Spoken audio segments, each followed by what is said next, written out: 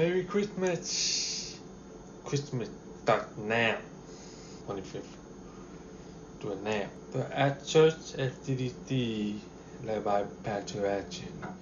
He mentioned something that caught my mind. Boom. Why? Because he mentioned that his research that he learned that Jesus was not a baby when the three wise men came. The Matthew chapter 2 verse 11, when the three wise men came, bound, give him gift, gold, frankincense, and myrrh. So those three in the world, strange gift if you actually think about it, if you pay attention to it. Like for example, myrrh, Jefferson when he was 3. So when Jesus was crucified, they offered him myrrh with wine. But Jesus turned it down because he wanted to totally suffer for our sin. You want to pay it off out there. That you can see that in Mark chapter 15 verse 23. And in John chapter 19 verse 39 to 40. When Jesus died, the two men Joseph and one Nicodemus, they made it to Jesus' tomb. Thought him one of the gifts was made, brought it to him when he was crucified, ready to die. And then when he actually died, then the gift was actually you. Even proof that they know who he is. They know that he was sent to die. He was born. He was born to die. But Christmas is a reminder that God sent his son as the baby. And people around was that they gave proof. The prophecy by Isaiah. Isaiah was prophesying, talking about his birth and talking about his death, as well explaining what it would look like. So Isaiah chapter 53 verse 3 to 9. People make fun of him, even his friends left him. He was a man who suffered a lot of pain and sickness, and we treated him like someone of no importance, like someone people not even look at but turn away and just verse 4. That's our suffering that he took upon himself. He bore our pain, but we thought that God was punishing him, that God was beating him for something he did. Verse 5. But he was being punished for what we did. He was being crushed because of our guilt. He took the punishment that we deserve. And this brought us peace. We were healed because of his pain. Verse 10. We have all wandered away like sheep. We have all gone our own way, and yet the Lord took all of our guilt with him. Verse 7.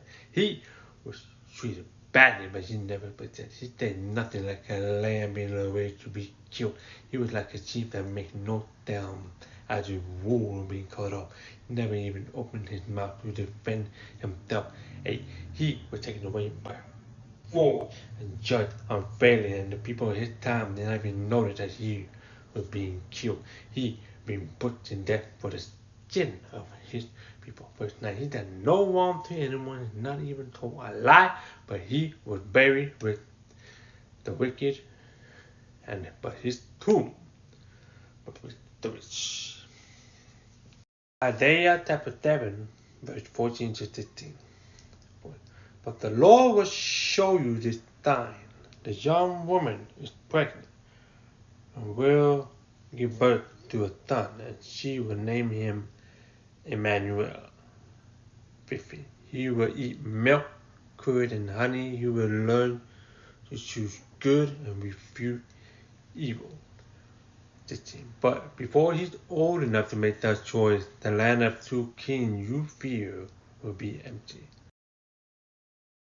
So you see the prophecy, and then you read about the birth in the New Testament, the Old Testament, how they are connected. Jesus was born to die for us. So why are we born? Why am I born? Why are you born? So if you're not sure, if you don't really know why you're here, that's why you go to the Lord and say, why am I here? What's my purpose on this earth? So Christmas supposed to remind the greatest gift ever that God sent His Son Jesus to us on earth as a tiny little shell. And if you go and if anyone goes to the ultrasound, it's loud. Heartbeat. Can you imagine Jesus as a tiny Son of God? Jesus said, "No one goes to the Father. No one knows the Father except who came from the Father." And that's Jesus. So Jesus came. God sent Jesus. That you go in there, get in there, get in the Virgin Mary's stomach, get in there. And Jesus will open that one greatest. But He also the gift already when we were like Jesus, little shell, this little thing. God already put our gift. So you look at Jesus and why He came to earth. He came to die for us. Why He's here. That's where we can meditate. Why am I here? What's my gift? What can I do for you? What can I do for my family? What can I do to serve people around me so they can know you, so they can know your love, they can know your power, and know that there's something better after this life. It's not only the inside or outside man-made, it's God made. What God made inside you, what God made around you, and most importantly, God gave you today. So if you woke up, you see this video, remember that God gave you today. Every day is the gift.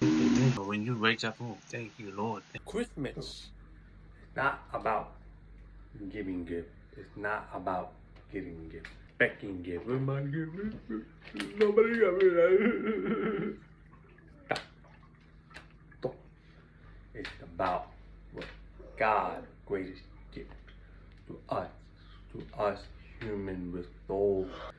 It's about Jesus humbling Himself to earth. In heaven, humbling Himself to tiny little into a little pre-fetus being born.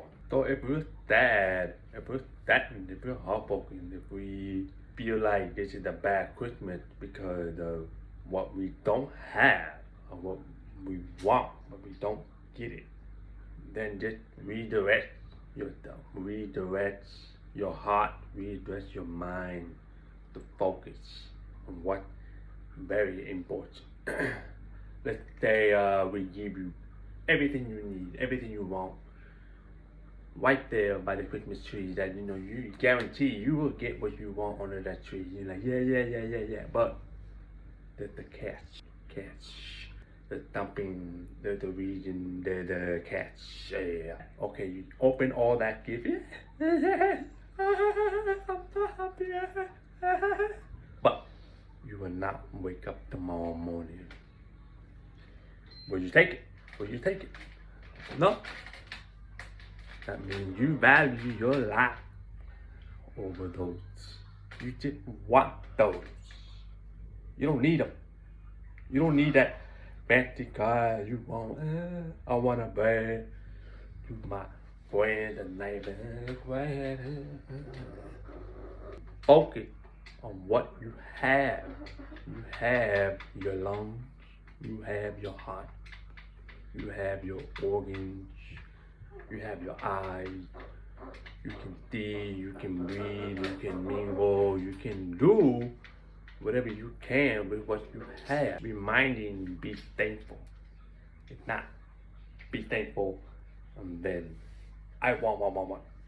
No, it's not about that. It's about remembering what God gave to us. If you have a family, if you have friends, if you have things that you can't live without and you have it. That's what Christmas is about. And it's also about giving what you can give. If you have the money and you feel like, somebody wants something, but they never got it, so you get it for them, Merry Christmas. That's what Christmas should be about. It should not always be about, oh, I gotta get them. Oh, I need it. I'm hoping they give me this. No, no, no, no, no, no. That's not Christmas. That's the world. That's what you want every day, really. I want a property. No, I want a beautiful lady. Oh, I want someone to do big for me. Christmas is not the last resort. It's not. It's about remembering what God gave us. Not only Jesus, but what He gave us so far and what we have so far. That's what Christmas is all about. I mean, you can make a wish. You can be hopeful. You can be, Lord, I need a house for my family. I need a better car. I need a better job for me and people around me so I can serve people better. That's what Christmas should be about. That's what I love it. Merry Christmas.